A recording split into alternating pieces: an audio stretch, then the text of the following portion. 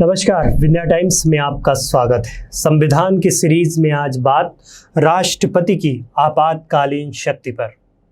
हम आपको बताएंगे कि कैसे भारत में लगा था आपातकाल। तो संविधान के अनुच्छेद 352 के तहत भारत में राष्ट्रपति को अगर लगता है कि बाहरी आक्रमण या सशस्त्र विद्रोह के कारण भारत की सुरक्षा को खतरा है, तो वह पूरे भारत या किसी भी हिस्से पर आपातकाल लगा सकता है। तो भारत का वो समय जब भारत में आपातकाल लगा, तब के राष्ट्रपति थे फारुकुद्दीन अली अहमद। साल था 1975 का। 25-26 जून की आधी रात को दुनिया के सबसे बड़े लोकतंत्र के साथ खिलवाड़ किया गया। संविधान को सत्ता की मुट्ठी पर कैद कर लिया गया और भारत में आपातकाल लगा दिया गया।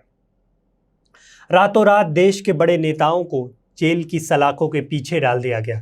उनमें से प्रमुख नेता थे जयप्रकाश नारायण, मोरारजी देसाई, चरण सिंह, राजनारायण, अटल बिहारी वाजपेयी, लाल कृष्ण आडवाणी समेत एक लंबी श्रृंखला थी बड़े नेताओं की, जिसमें एक चंद्रशेखर, एक युवा नेता भी शामिल थे।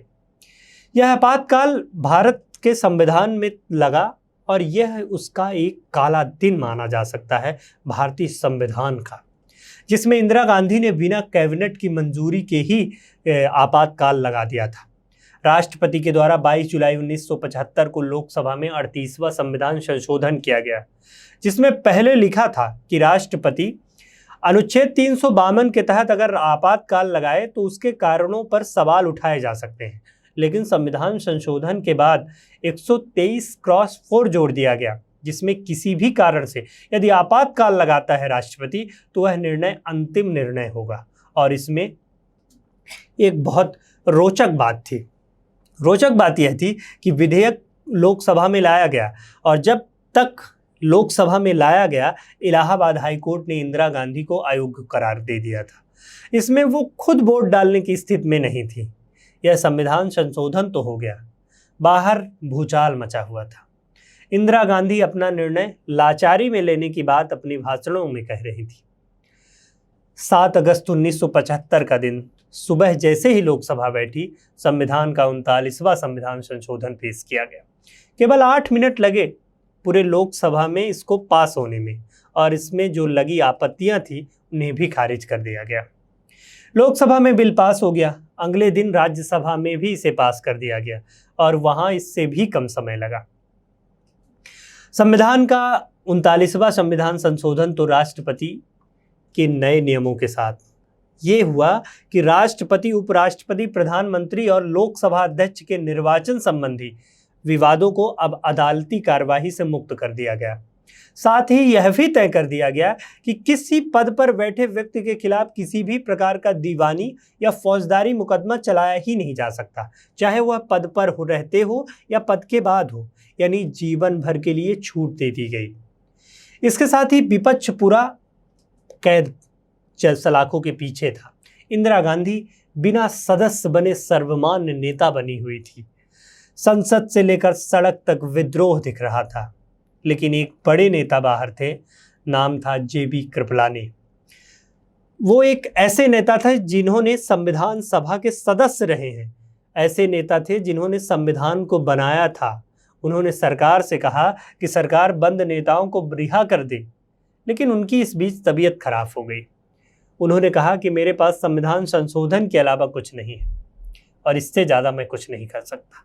संविधान संशोधन जारी रहा। साल आया 1976 का। संविधान का 42वां संविधान संशोधन लाया गया और यह सबसे चर्चित और विवादित संविधान संशोधन रहा।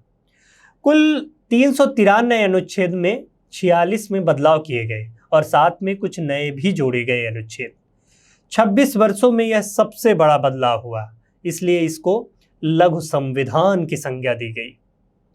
इसके साथ ही इंदिरा गांधी की साख अब धीरे धीरे कम होने लगी थी, क्योंकि जनता को सहूलियत की जगह अब निराशा दिखने लगी थी।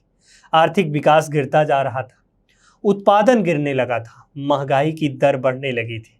इसके साथ ही नसबंदी एक बड़ा मुद्दा था उस समय का।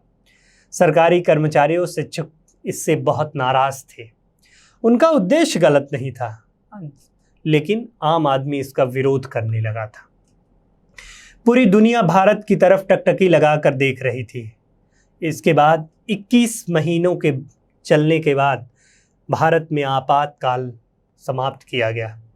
लोकसभा के चुनाव हुए। 1977 में लोगों ने अपनी ताकत दिखा दी।